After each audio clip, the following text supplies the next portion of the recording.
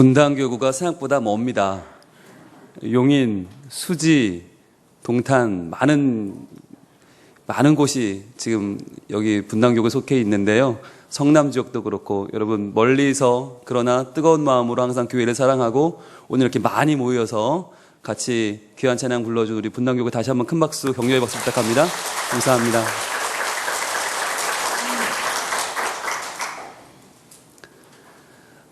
한 집사님과 대화를 하는데 그분이 그러세요. 목사님, 제가 일본을 다녀오는데요. 비행기에서 내려다 보니까요. 웬 점이 하나 있어요. 비행기가 좀 더 내려오면서 그게 좀 커졌어요.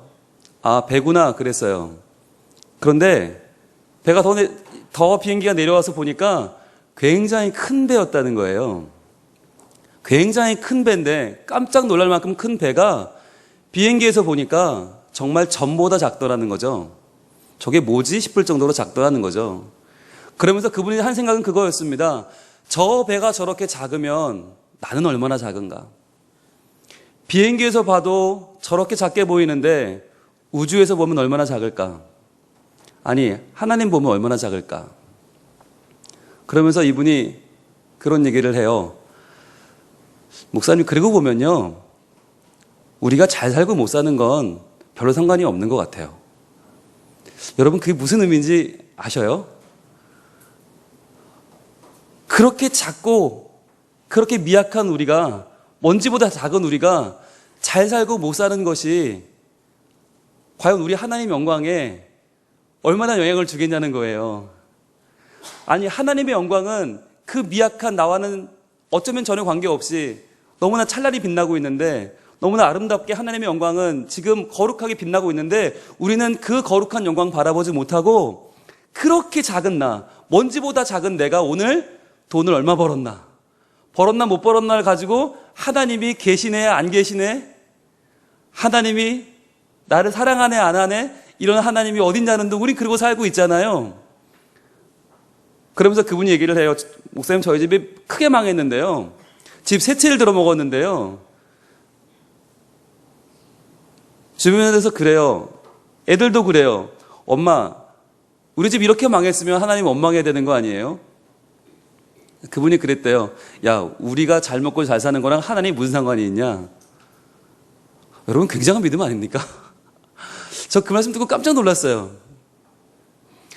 그러면서 뭐가 생각났냐면 어제와 오늘 저희 기도훈련학교 종강했거든요. 15주 동안 가르치고 배우고 함께 애를 쓰고 마지막에 저희 소감문 나누면서 나눈 얘기가 뭐였냐면요. 하나같이 고백들이 그래요. 처음 기도훈련학교라고 등록할 때는 마음이 어땠냐면, 아, 나 기도 좀 잘해보고 싶다. 기도 좀 오래 해보고 싶다. 기도 좀 세게 해보고 싶다. 그런데 그 마음이 결국은 뭐였을까요? 나 기도 잘하고 오래 하고 세게 해서 하나님을 좀 더 설득시켜서 더 많이 뽑아먹고 싶다. 여러분, 기도 잘해서 하나님께 영광을 돌리고 싶다 보다는 원래 우리의 마음은 뭐였냐면, 기도 잘해서 내가 더 많이 응답받고 내가 더 많이 하나님께 복받고 내가 좀 잘 돼보고 싶다. 내 신앙이 좀 평탄하게 잘 뚫린 고속도로를 좀 가고 싶다. 이런 마음으로 오셨다는 거예요. 그런데 와서 같이 공부를 하면서 같이 고민을 하고 하나님 말씀을 연구하고 기도하면서 훈련을 해보니까, 아, 기도가 그게 아니구나라는 걸 알게 되셨다는 거예요. 아, 기도가 내가 더 응답받고 내가 더 많이 채우고 내가 돈 많이 벌고 내가 건강해지고 내 욕구와 바람이 더 많이 이루어지는 게 기도가 아니구나. 그게 내가 더 하나님을 잘 설득시켜서 하나님을 탁탁 털어먹는 게 기도가 아니라, 진짜 기도는 내가 하나님의 영광을 보는 것이구나. 내가 하나님의 영광 가운데 거하는 것이구나. 내가 하나님의 영광이 내 삶에 얼마나 지금 많이 부어져 있는지를 느끼는 것이구나. 그 안에서 참된 자유를 누리는 것이구나 라고 하는 것을 하나하나 공부하면서 배워나가고, 그랬더니 기도가 훨씬 자유롭고요, 훨씬 쉽고요, 훨씬 깊어지더라는 것이에요. 그 전까지 하나님 내놓으세요, 내놓으세요, 빨리 주세요. 그 기도할 때는 5분이면 기도할 게 없었대요. 그렇지. 얼마나 내가 청구를 해봐야 얼마나 할 게 있으면 얼마나 또 민망하니까 5분 이상 못 하잖아요. 내놓으라는 소리를 어떻게 5분 이상 할 수 있어요? 못 하지. 그런데 하나님의 영광이 너무나 좋고 귀하고 하나님의 은혜가 너무나 감사하고 하나님 저를 구원해 주신 게 감사하고 세상을 천지를 창조해 주셔서 감사하고부터 시작해서 세상을 섭리하고 완성하시는 하나님을 찬양하고 노래하고 그 영광 가운데 저를 불러주신 걸 감사하며 기도하니까 기도가 정말 풍성해지더라는 것이죠. 그런데 그 변화가 어디서 일어났냐가 중요하지 않겠습니까? 그 변화가 어디였냐면 바로 말씀이었어요. 말씀. 하나님 말씀을 읽고 그 말씀을 묵상하며 말씀대로 기도하는 훈련을 하다 보니까 점점 기도가 바뀌더라는 것이죠. 내 뜻대로 기도하는 건 너무나 얄팍한데 내가 들어도 민망한데 너무 쑥스러운데 그런데 말씀을 읽고 말씀대로 기도하다 보니까 말씀의 깊이가 묵상이 되고 말씀에 담겨있는 하나님의 영광, 하나님의 뜻, 하나님의 계획이 하나하나 내게 알려지면서 나보다 훨씬 높은 하나님의 뜻을 붙잡게 되고 나보다 훨씬 깊은 하나님의 계획대로 기도하게 되니까 그 기도가 수준이 달라지는 거죠. 훨씬 더 가치 있는 것을 위해 기도하게 되고 훨씬 더 비중 있는 것을 위해 기도하게 되고 훨씬 더 중요한 하나님의 일들에 내가 기도로 동참하고 있다는 것이 너무나 가슴이 뿌듯해서 앞으로 저는 말씀으로 기도할 겁니다 라고 하는 분들이 많아졌어요. 그래서 우리가 오늘 마지막으로 찬양을 뭘 부르고 종강했냐면 기대라는 찬양을 불렀습니다. 기대라는 찬양이 후렴이 이렇게 됩니다. 주님 우리를 통해 계획하신 일, 부족한 입술로 찬양하게 하신 일, 주님 우리를 통해 계획하신 일, 너를 통해 하실 일 기대해. 이래서 제가 마쳤거든요. 부족한 입술이지만 우리가 하나님의 영광을 찬양하며 기도하는 것이 얼마나 귀한 일인가. 그래서 그러면서 우리의 삶이 얼마나 더 아름다워질까, 얼마나 더 하나님의 영광 위에 살 수 있을까 기대하는 마음으로 서로를 축복하며 마쳤거든요. 그러면서요 돌아보게 되었어요. 우리를 기도의 장으로 불러주시고 하나님의 그 놀라우심, 그분의 크심을 찬양하며 기도하게 하신 은혜는 얼마나 큰 것인가. 그러면서 다시 깨달은 것이 뭐였냐면 바로 소속감이라는 것이었어요. 소속감. 우리가 하나님 안에서 하나님 때문에 살고 하나님의 은혜를 구하고 하나님 저는 어찌됐건 제가 잘 살건 못 살건 상관없이 하나님의 영광 받으시는 게 더 중요해요 라고 기도할 때 과연 그럼 하나님은 좋아 그러면 내가 영광 다 받고 너는 그냥 굶어 이러시느냐. 그게 아니라는 거죠. 소속감이라는 게 뭐예요? 지휘관이, 장교가 자기 밑에 있는 사람들이 자기에게 충성할 때 자기 밑에 있는 사람들을 책임지고 먹이고 입히고 안전을 보장하는 것이에요. 그게 소속감이에요. 그러니까 우리가 하나님께 기도한다고 할 때 하나님의 영광을 위하여 산다고 할 때 하나님은 홀로 영광 받고 끝나는 분이 아니라 우리의 삶을 능히 책임지시고 능히 인도하셔서 우리가 바라고 소원하고 우리가 얄팍하게 구하는 그 모든 떼쓰는 기도보다 더 넉넉하게 우리의 삶을 채우신다는 것이었습니다. 그래서 저희가 15주 동안 그렇게 내가 하고 싶은 기도는 못했거든요. 기도는 그렇게 많이 하고 숙제는 그렇게 많이 하고 기도문 이만큼 150편 기도문을 썼는데 그동안 내가 하고 싶은 기도는 하나도 못했어요. 그런데 지금 저희 약 40여 명의 수료생 중에서 오늘 마치면서 아쉽다 하신 분들은 아무도 없었어요. 내기도 못해서 아쉽다, 내가 구하고 싶은 거 못 구해서 아깝다, 괜히 왔다 하신 분은 아무도 없었어요. 그리고는 다들 하나님의 영광 가운데 있게 된 것이 너무나 좋고 행복해서 기뻐함으로 마쳤거든요. 우리가 하나님 안에 있다고 하는 것, 하나님을 위해 일한다고 하는 것, 하나님을 위해 기도한다고 하는 것, 하나님의 영광을 구한다고 하는 것은 정말 여러분 기가 막히도록 좋은 일입니다. 내가 하나님의 휘하에 있다는 것, 내가 하나님의 영광 돌리고 순종하는데 하나님 나를 책임져 준다고 하는 것은요, 이건 말로 표현할 수 없는 좋은 일입니다. 그런데 이러한 영적인 소속감을 가지고 성경을 보면 성경이 다르게 보입니다. 아까 말씀드렸습니다. 말씀으로 기도할 때 기도가 올바로 드릴 수 있게 된다. 말씀으로 기도하니까 기도가 바라지더라. 그렇다면 역으로 기도가 잘못되는 이유는 뭐예요? 말씀에 대한 이해가 부족하기 때문이에요.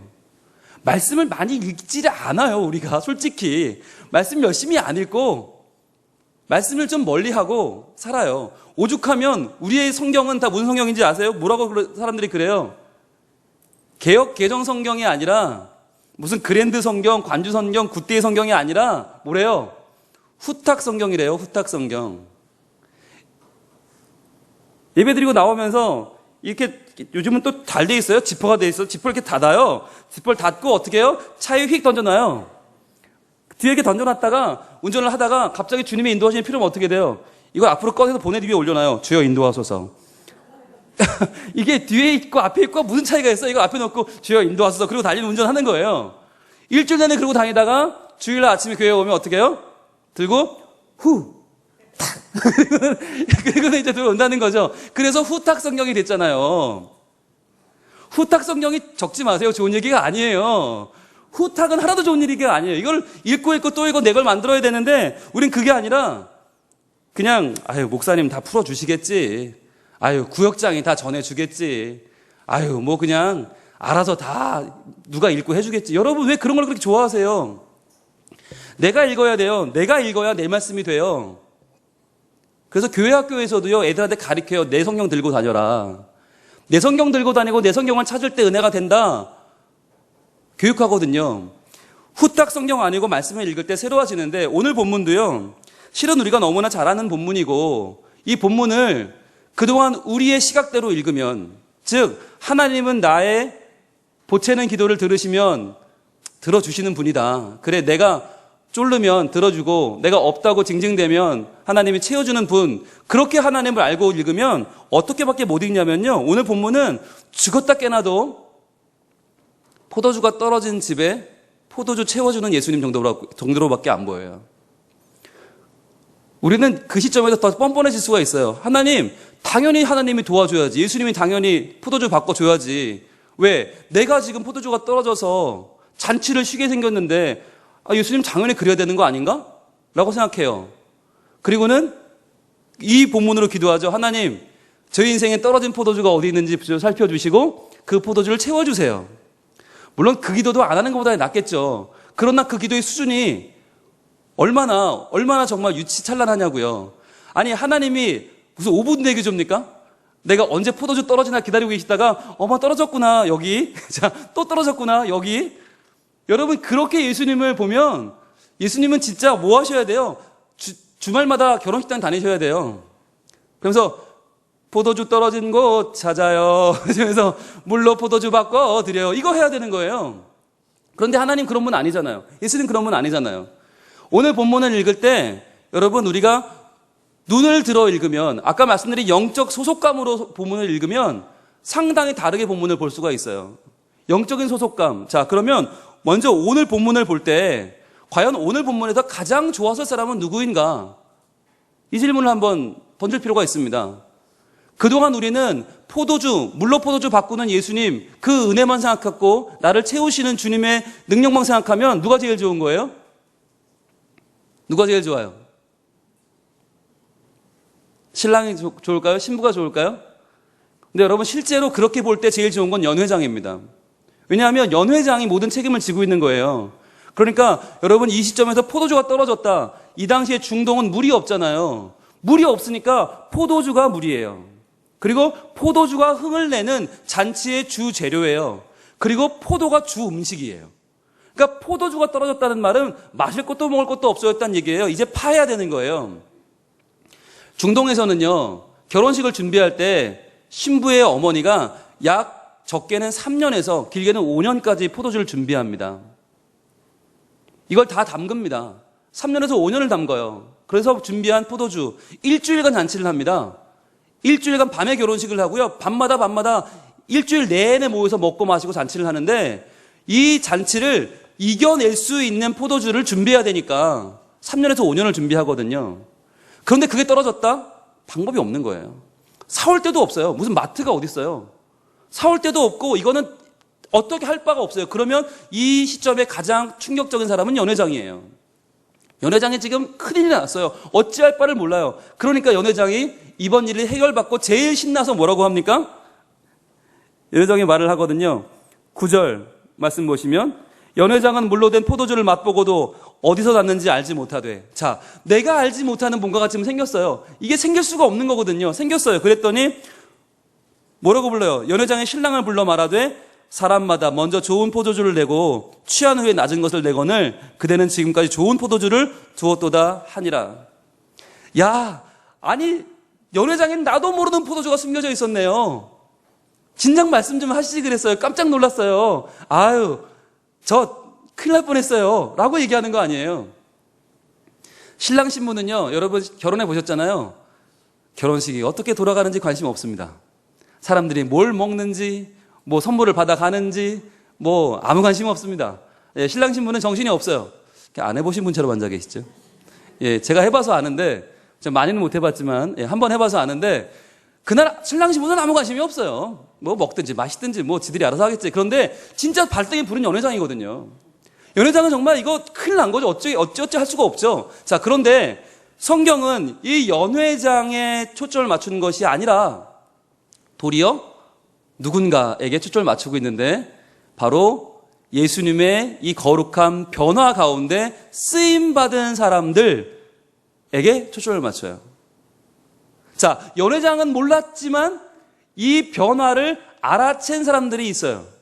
여러분, 하객들은 포도주를 마셨어요. 그러니까 마시기만 한 사람들은 뭐 이게 어떻게 생겼는지 모르죠. 연회장도 몰랐어요. 신랑 신부 관심 없었어요. 그러면 누가 알았어요? 예수님께서 물로 포도주를 바꾸어 주셨다라고 하는 사실. 이제 예수님이 우리 맹물 같은 인생을 포도주처럼 가치 있게 바꿔 나가실 거라는 것을 깨달은 사람들이 누구였냐는 거죠. 9절에 나옵니다. 9절 읽을게요. 연회장은 물로 된 포도주를 맛보고도 어디서 났는지 알지 못하되 물 떠온 하인들은 알더라. 이 말이 중요합니다. 물 떠온 하인들은 알더라. 성경에 안다라고 하는 말은 굉장히 중요한 말입니다. 안다, 이 안다라고 하는 것에서 모든 것이 출발합니다. 알아야 믿을 수 있고요. 믿어야 사랑할 수 있고요. 사랑해야 붙잡을 수 있어요. 아는 게 그만큼 중요합니다. 그런데 하인들이 알았다라고 하는 것을 굳이 왜 썼을까요? 굳이 요한은 왜 이 표현을 썼을까요? 물 떠온 하인들은 알더라. 왜 썼을까요? 바로 예수님께서 맹물을 포도주로 바꾸는 그 사역, 앞으로 예수님께서 하실 예수님의 그 놀라운 사역, 맹물 같은 우리의 인생을 포도주로 바꾸시는, 즉 죄로 태어나서 죄를 먹고 마시고 죄로 인해 죽어야 될 우리의 인생을 하나님 나라의 백성으로 가치 있는 성숙한 만나는 행복한 축복된 인생으로 바꿔가시는 그 예수님의 변화의 사역을 우리에게 소개하시면서 예수님은 지금 그 놀라운 사역에 동참하는 영적인 소속감을 지닌 사람들, 바로 예수님의 제자들을 주목하신 것입니다. 그 제자들, 예수님께 쓰임받는 물을 채워서 이제 포도주로 바꿔나가는 그 과정에 동참하는 제자들에게 지금 예수님은 너희는 그 변화를 알 것이다. 너희가 나를 위해 이 일에 동참하는 것이 얼마나 귀한 일인지를 아니? 라고 하는 것을 알려주기 위하여 오늘 본문을 쓰신 거예요. 자, 그러면 그렇다는 근거는 또 어디 있을까요? 바로 요한복음 1, 2, 3, 4장, 이 1, 2, 3장까지의 모든 이야기를 요한은 이 일에 초점을 맞춰서 바로 제자들을 예수님이 어떻게 모았고 그 제자들이 어떠한 의미로 지금 모였고 그들이 어떤 일을 행할 것인지를 설명하는데 요한복음 1, 2, 3장을 할애하고 있습니다. 오늘 본문 2장 1절에 보시면 이렇게 시작하죠. 사흘째 되던 날, 이렇게 시작합니다. 이 말은 여러분 그냥 지나칠 말이 아닙니다. 지금 요한은 뭔가 계획을 가지고 첫째 날에 무슨 일이 있었고 둘째 날에 무슨 일이 있었고 셋째 날에 바로 이 일이 있었다라고 말하고 있는 거죠. 첫째 날에 그러면 어떤 일이 있었는가? 여러분 요한복음 1장 1절부터 18절까지는 서론입니다. 요한복음의 서론이고요. 본론은 19절부터입니다. 19절 봅니다. 유대인들이 예루살렘에서 제사장들과 레위인들을 요한에게 보내어 내가 누구냐 물을 때에 요한의 증언이 이러하니라. 자, 요한부터 나오죠. 요한은 누구입니까? 요한은 예수님을 드러낸 실제로는 제자죠. 20절 봅니다. 요한이 드러내어 말하고 숨기지 아니하니 뭐라고 합니까? 드러내어 하는 말이 나는 그리스도가 아니라. 또 묻되 그러면 누구냐? 엘리야냐 이르되 나는 아니라, 또 묻되 그 선지자냐 대답하되 아니라, 또 말하되 누구냐 우리를 보낸 이에게 대답하게 하라. 너는 내게 대하여 무엇이라 하느냐? 그랬더니 고백합니다. 이르되 나는 선지자 이사야의 말과 같이 주의 길을 곧게 하라고 광야에서 외치는 자의 소리로라. 즉 예수님을 위해서 보냄받은 제자다라고 하는 자기의 정체성을 지금 고백하고 있는 것입니다. 그게 첫날이에요. 그러면서 제자된 자기의 소속감을 이렇게 말합니다. 27절 곧 내 뒤에 오시는 그이라 나는 그의 신발끈을 풀기도 감당하지 못하겠노라. 즉 내가 아무리 대단해 보이지만 나는 그에 비하면 아무것도 아니다. 진짜가 오는데 곧 그분이 등장한다. 이게 첫째 날이에요. 29절 보세요. 이튿날 그랬죠. 둘째 날이에요. 이튿날에 또 무슨 일이 벌어졌나? 요한이 예수께서 자기에게 나오심을 보고 이르되 보라 세상 죄를 지고 가는 하나님의 어린 양이로다. 봐라 저분이 진짜다. 저분이 우리 모두를 구원할 하나님의 어린 양이시다라고 선포하는 것이죠. 그리고 나서 무슨 일이 벌어집니까? 35절 또 이튿날 같은 날입니다. 또 이튿날 같은 날에 요한이 자기 제자 중 두 사람과 함께 섰다가 예수님의 거느심을 보고 말하되 보라 하나님의 어린 양이로다.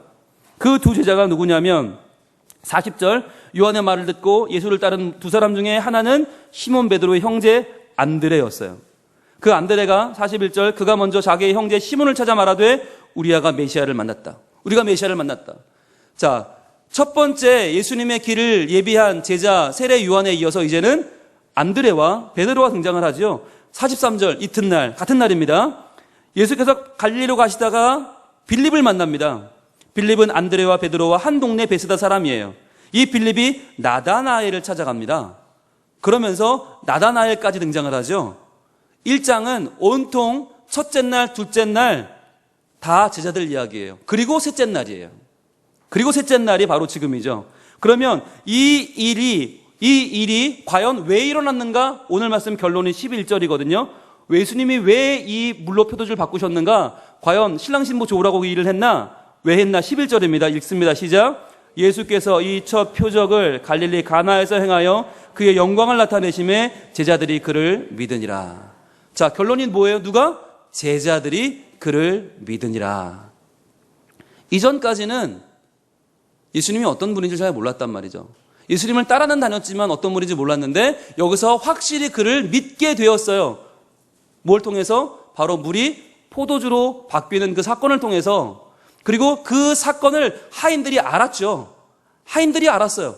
그 사건을 보면서 제자들도 앞으로 우리도 예수님을 따라다니다 보면 이런 일을 하게 되겠구나. 그런데 이 일을 하실 분은 누구예요? 구세주예요. 이런 일을 하실 분은 메시아예요. 이런 일을 하실 분은 하나님이세요. 그러니까 우리는 이분을 믿고 따라가면 우리가 어떤 일을 하든지 그 일은 다 물이 포도주 되는 일이겠구나. 죄로 인해 먹고 마시며 죽을 수밖에 없는 우리 인생이 하나님의 자녀로 완전히 탈바꿈되는 놀라운 가치가 여기 있구나. 그것을 제자들이 믿게 된 것이죠. 그리고 나서 이렇게 말씀이 이어집니다. 13절입니다. 자, 유대인의 유월절이 가까운지라 예수께서 예루살렘으로 올라가셨더니, 자, 이것은 그 유명한 성전 정화 사건입니다. 이 성전 정화 사건을 기록하면서 요한은 이렇게 기록해요. 17절입니다. 제자들이 성경 말씀에 주의 전을 사모하는 열심이 나를 삼키리라 한 것을 기억하더라. 예수님을 믿게 된 그 제자들이 이제는 예수님의 성전 정화 사건을 보면서 말씀을 기억했다는 것이에요. 요한은 기가 막히게 제자들에 대해서 관심을 가지고 제자들이 지금 어떻게 준비되나를 보고 있는 것이에요. 그러면서 그 예수님에 대해서 그들이 어떻게 믿게 되었는지 22절입니다. 죽은 자 가운데서 살아나신 후에야 제자들이 이 말씀하시는 것을 기억하고 성경과 예수께서 하신 말씀을 믿었더라. 제자들이 점점 예수님을 믿게 되고 성경 말씀을 알게 되고 기억하게 되는 것을 기억하고요. 3장으로 가면 1절입니다. 그런데 바리새인 중에 니고데모라 하는 사람이 있으니 유대인의 지도자라. 이렇게 또 니고데모라고 하는 제자가 등장을 하게 됩니다. 이 니고데모와의 대화 속에 예수님은 너무나 필요한 말씀들을 많이 주셨죠. 그 중에 말씀이 16절입니다.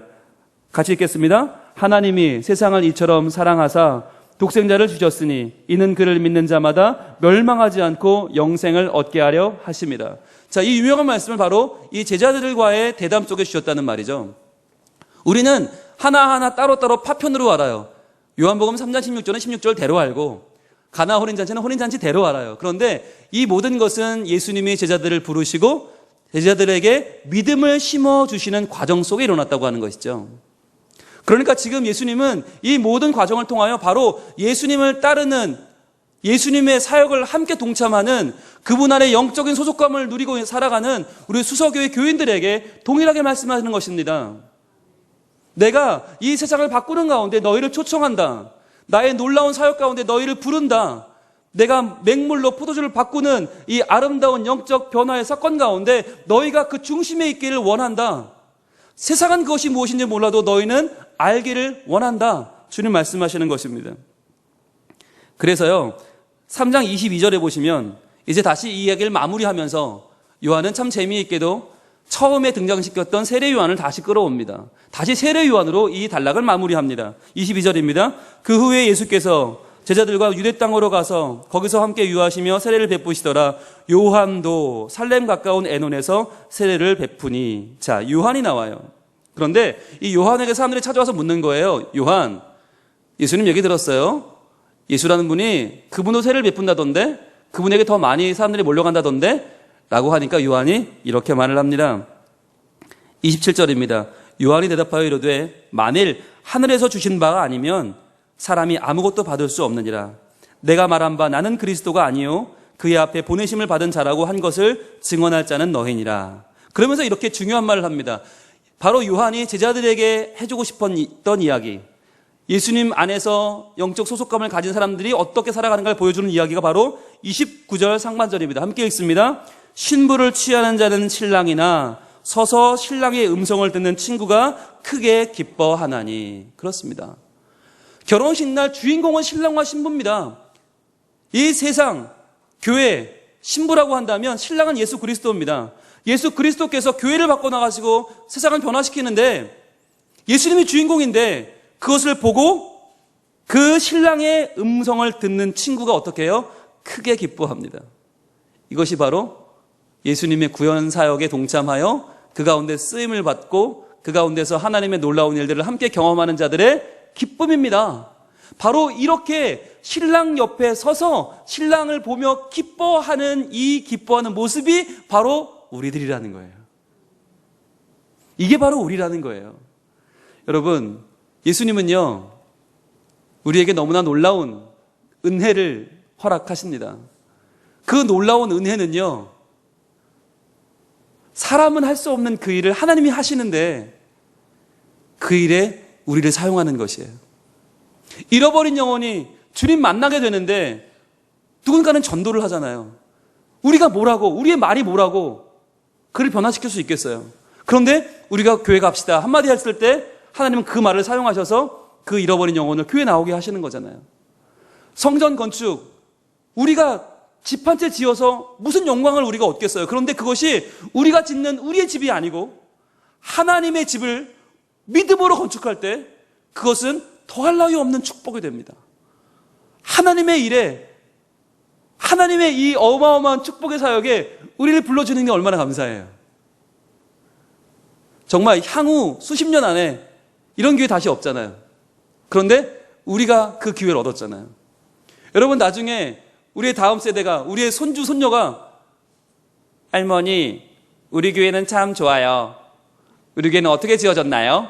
라고 이야기할 때, 그래, 이거 지어질 때 할머니가 하나님 앞에 기도도 많이 하고 믿음으로 헌금도 드리고 그리고 이 일 가운데 하나님의 은혜가 임하기를 얼마나 기뻐했는지 몰라. 그때 우리 교회가 매일 저녁 모여서 기도했다? 진짜요? 그럼. 수요 예배 때도 기도하고 시작했고 주일 예배도 기도하고 시작했고 그렇게 열심히 기도했어. 그리고 그해 6월 21일이었지. 그때는 예배를 마치고 우리가 직접 함께 가서 그 새성전 건축 현장을 돌아보기도 했단다. 그러면서 이곳이 하나님의 은혜가 가득가득 임하는 은혜 충만한 것이 되게 해달라고 진심으로 기도했었지. 그러면 우리 교회 지을 때 할머니도 큰 몫을 했네요? 그런가? 그때 너희 할아버지도 진짜 기도 많이 하셨고 너희 엄마 아빠도 이제 막 직장 얻어서 월급이 얼마 안 됐지만 그러나 그 마음을 가득 담아서 하나님께 헌금했었어. 그렇게 우리 모두가 함께 쓰임받고 함께 동참한 그 교회가 바로 지금 네가 다니고 있는 수서교회야. 여러분, 동참하지 않은 사람은요, 몰라요. 그런데 동참한 사람만 느끼는, 동참한 자만이 느끼는 복이 있어요. 회당장도 모른다니까요? 신분 높아도 모르고 많이 배워도 모르고 많이 가져도 몰라요. 그런데 물 떠온 하인들은 알더라. 물 떠온 하인들은 알더라. 기도한 자들은 알더라. 쓰임받은 자들은 알더라. 그 현장에 함께 있어서 하나님의 놀라운 일에 동참한 자들이 알아요. 뭘 알아요?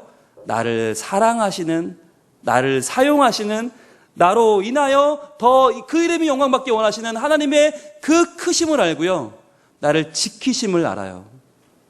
하나님께서 우리 교회에 허락하시는 이 축복의 현장에, 그 축복의 기회에 한 명도 빠짐없이 전심으로 동참해서, 아 그래, 우리 교회가 복받는 그 해에 내가 거기에 있었어. 내가 그 자리에 있었어. 하나님이 나를 불러주셨어. 그것이 우리 평생의 기쁨이 되고 감격이 되고 간증이 되는 그 놀라운 복을 우리 모두 받으며 그 현장의 자리를 함께 감당해내기를 우리 하나님 원하고 계십니다. 기도하겠습니다. 이 시간 같이 기도할 때 이번 6월 21일 성전 건축 현장 방문을 합니다. 그때 우리 모든 교우들이 기쁜 마음으로 동참하고 하나님 앞에 감사하는 마음으로, 찬양하는 마음으로, 쓰임받는 마음으로 이 귀한 사역에 동참해서 우리 모두가 하나님의 영광이 되는 복된 하나님의 자녀 될 수 있도록 기도하겠습니다. 아버지 하나님, 저희들에게 귀한 은혜 주시고 예수님의 제자들처럼 존귀한 주의 일에 쓰임받게 하시니 감사합니다. 하나님, 저희들 정말 아무것도 아닌 민천한 영혼이지만 주님 우리를 불러주셨고 구원해 주셨고 수서교회의 일원이 되어 이 거룩한 주의 사역에 동참하게 해주심을 감사합니다. 주님, 이번 새성전 건축 현장 방문을 통해서 우리 모든 교우들 그 마음속에 하나님을 향한 더욱더 큰 비전을 품게 하시고 하나님의 영광의 사역에 동참하여 물떠온 하인들은 아는, 동참한 자들만 아는 하나님의 책임지심, 하나님의 도와주심, 하나님의 이끄심을 마음껏 경험하는 우리 모든 교인들 되게 하여 주시옵소서. 하나님께서 우리를 인도하시고 도우시고 역사하셔서 우리 가운데 온전히 은혜 주실 줄로 믿사오니 하나님의 크신 은혜로 저희들 넉넉함을 누리는, 행복을 누리는 저희들 다 되게 하시고, 주님, 우리의 모든 책임을 감당하는 가운데 하나님이 나를 지켜주심을 다시 한번 감사하며 찬양한 우리 모두가 되게 하여 주시옵소서. 하나님 감사합니다. 우리 수서교회 복주기 위해서 특별한 기회로 성전 건축에 큰 기쁨 허락하심을 감사합니다. 주님, 저희가 매일 모여서 기도합니다.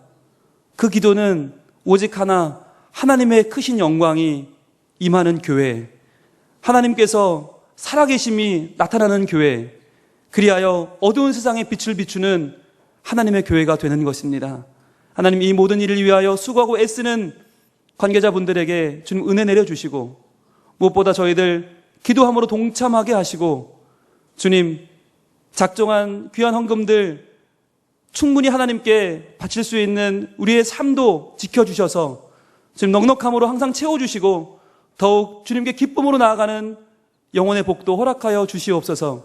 주님, 이번 일을 통해서 저희들 하나님의 살아계심과 하나님의 도우심과 하나님의 채워주심과 하나님의 넉넉하게 인도하시는 복을 모두가 누릴 수 있기를 원합니다. 이번 새성전 건축 현장을 방문하는 이 일을 통하여서 저희 모든 교우들이 더욱 이 일에 관심을 가지고 기도하며 동참하는 계기가 되게 하시고 하나님의 꿈을 우리도 함께 꾸며 하나님의 놀라운 역사 가운데 동참하는 물떠온 하인들만 아는 그 기쁨, 하나님의 도우시고 책임지는 하나님의 사랑을 마음껏 만끽하는 저희 모두가 되게 하여 주시옵소서. 예수님 이름으로 기도합니다.